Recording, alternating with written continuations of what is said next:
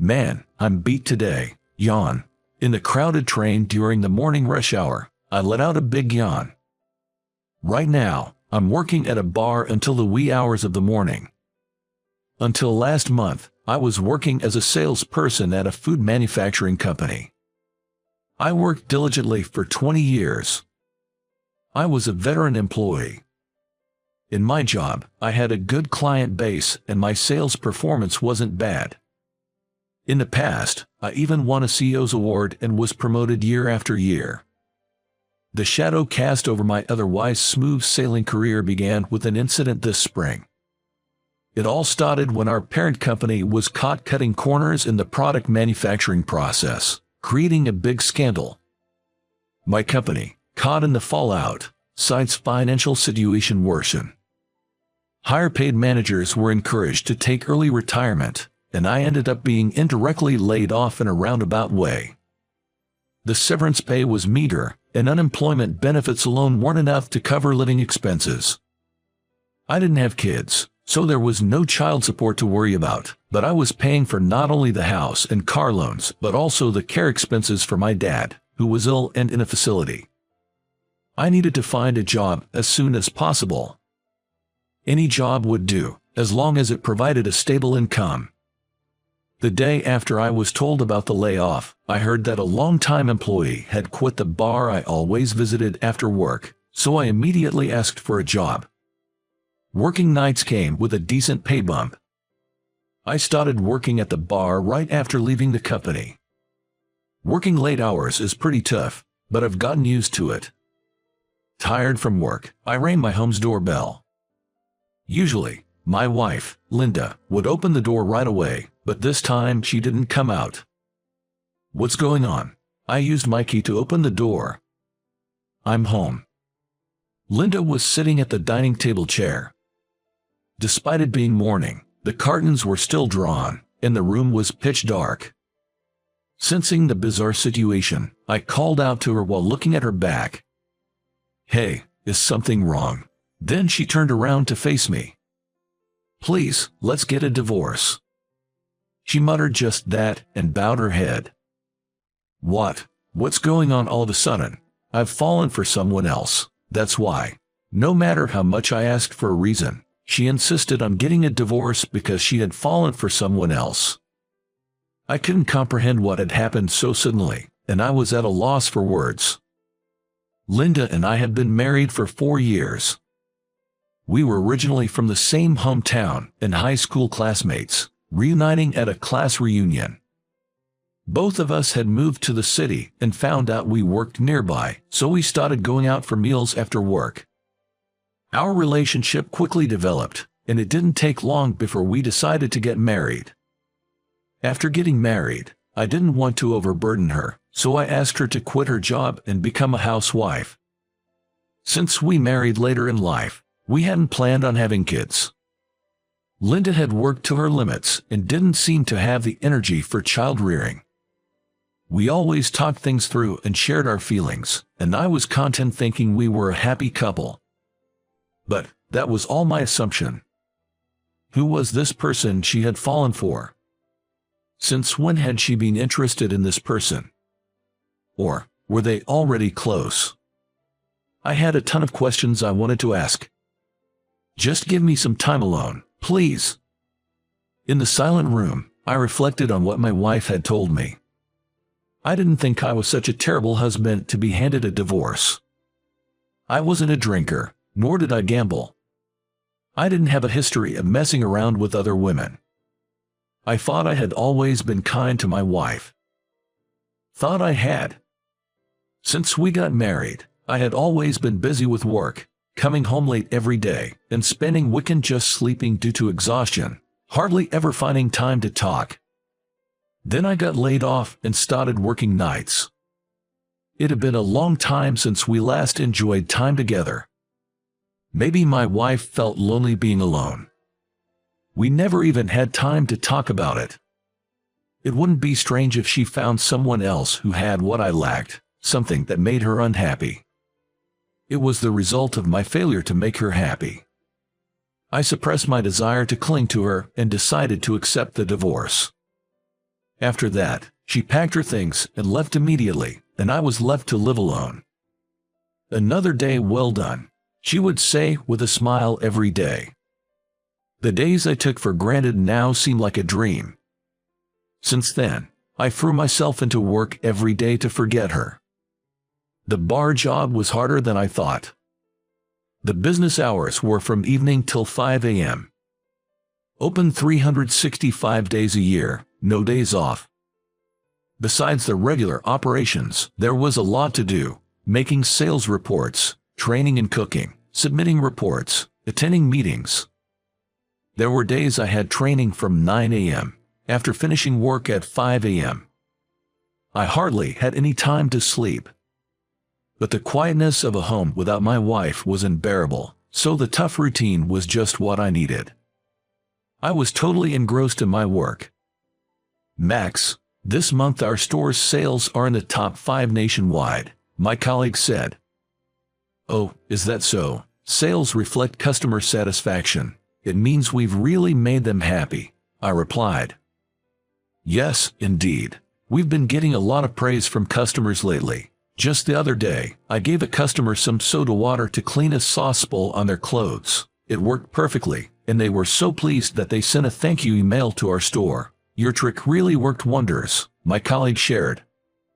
"That's great to hear," I said. I was recognized for my achievements and became the manager, working harder than ever. Then it happened. One morning, when I tried to get up, I found I couldn't stand. Suddenly, I was like a puppet with its strings cut, unable to move. After a while, I could slowly get up and managed to call a taxi to rush to the hospital. The doctor advised several months of rest. I was in a state of extreme exhaustion. Lying at home, I would see visions of my wife. "Are you okay? I've made some soup," she'd say. But she's not here anymore. Let me forget. Unable to bear being alone, I decided to visit my mom's house in the countryside when I could move a bit. My parents' home was originally a vegetable farm, now just my mom managing it modestly, selling produce in the town market. My dad had fallen ill a few years ago and had been in and out of the hospital.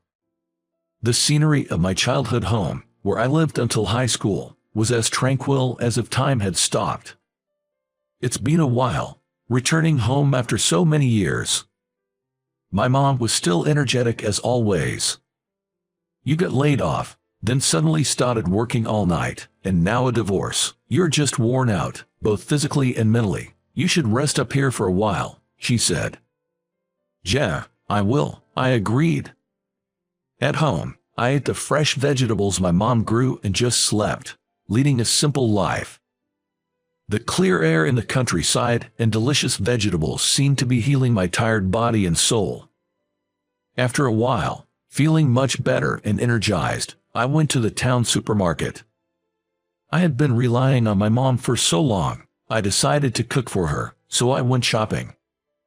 Holding a shopping basket full of items, I lined up at the checkout and couldn't believe my eyes. Linda, my ex-wife, was working the cash register. What was Linda doing here? Her hair was longer and she looked thinner, but it was unmistakably Linda. I changed lines to avoid being seen and quickly paid, then went to sit in my car to think about what had just happened. Why is Linda here? Had she returned to her hometown? What happened to the person she said she loved? My mind was in chaos, in a state of panic. I couldn't just let this go. Eventually, I parked my car next to the employee entrance of the supermarket and decided to wait for her to come out and talk to her. Calling her wouldn't make her come out, and I couldn't just show up at her family's home. This store was closing in another 2 hours. I thought waiting and talking to her directly was the best option. Then, Linda passed by, pulling her bicycle. "Linda!" I shouted, jumping out of the car. Linda looked shocked, her eyes wide open. "Max, what are you doing here?" she asked, looking down, tears welling up in her eyes. "What am I doing? What about you?" She seemed restless as she spoke. Do you have time tomorrow? I'll email you.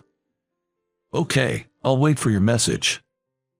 Then, see you tomorrow. With those words, she got on her bicycle and left. On my way home, I received an email from her, saying to meet at a cafe near the train station, at noon tomorrow. I spent a sleepless night and headed to the meeting place with my mind in a haze. As I opened the door at the cafe, Linda was already there. She looked tired, with swollen eyelids, maybe from a sleepless night too. I sat down in front of her and ordered a coffee, then quickly drank some water. My heart was pounding, seeing her after such a long time. There were so many things I wanted to ask, but I didn't know where to start.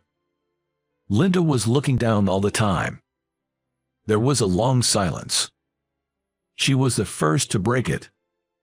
I'm sorry. I couldn't find the words to reply. Have you been well? That was all I could muster. Then she suddenly covered her face with both hands and started crying. How can I be okay? I had to leave you, whom I wanted to be with. What are you talking about? You said you fell for someone else and wanted a divorce. I asked, confused, looking at her crying. Then she started to reveal something shocking. I never told you, but I have a 3-year-old daughter from my previous marriage. My ex-husband started to believe I was cheating on him, got furious, and demanded a divorce unilaterally. No matter how much I denied it, he wouldn't believe me, and the verbal abuse and fights just increased. I couldn't take it anymore and agreed to the divorce. Of course, I wasn't allowed to see my daughter afterward. Then, out of the blue, I got a call. He was living with his mother, who was taking care of our daughter, but she passed away, and he got ill and said he couldn't take care of her anymore. I couldn't leave my child with him, but I also couldn't bring her to our home. So, I thought the only option was to divorce you and go back to my hometown to take care of her. Tears kept falling from her eyes. I've been struggling every day, wondering what to do. I couldn't bother you with my problems, but I didn't want to leave you. There hasn't been a day I haven't thought of you. It's my fault. I had something so important and got married. That's terrible. She said in a weak voice, crying aloud. I knew she had been divorced, but I didn't know about the child. I wished she hadn't kept it a secret, but knowing she had suffered alone all this time filled me with an overwhelming sense of heartache. I'm sorry too, Linda. I was so wrapped up in my own issues that I didn't listen to your problems. Whether you have a child or not, my love for you doesn't change. I grasped her hand, holding a handkerchief, firmly with both of mine. Dad, I've brought some vegetables with Grandma. Serve these pickles at the restaurant too, she said. Oh, thanks. These cucumbers are really good, I replied. After that, I quit the bar I was working at, sold my house, and came back to my family home. Now, I'm living here with Linda and her child. Somehow, I've started being called Dad by her daughter, and it makes me feel a bit shy every time. Then, I opened a small bar in our town. The restaurant is famous for its healthy menu made with vegetables grown by my mom and is bustling with customers every day.